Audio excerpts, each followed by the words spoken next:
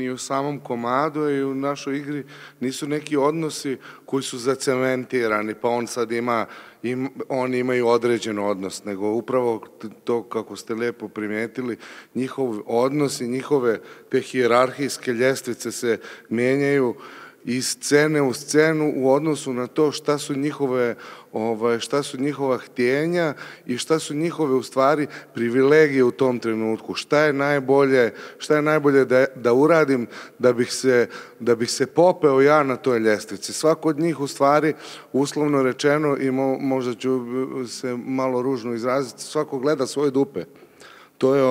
To je inače kod tih tipova, podvalit ću ti, svašta ću ti raditi, samo da ja isplivam na površinu i da ja na neki način ispadnem čist, ispadnem bolji, ispadnem sposobniji.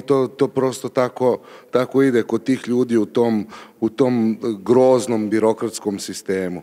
I kad smo pričali negdje o tome i pošto Licht na kraju dobije tu ulogu sudije, razmišljali smo i pričali smo šta bi bilo hipotetički, kako bi se nastavila sad ta predstava.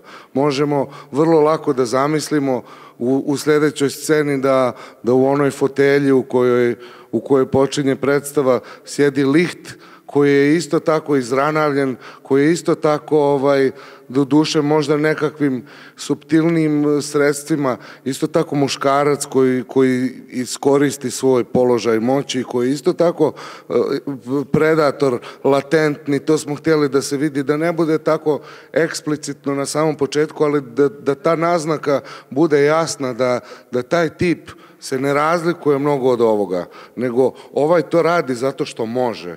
A ovome se još uvijek ne može, što ne znači da ne bi radio ukoliko bi mu se pružila prilika i tekako. Znači, oni su maltene dvije strane jednog novčića.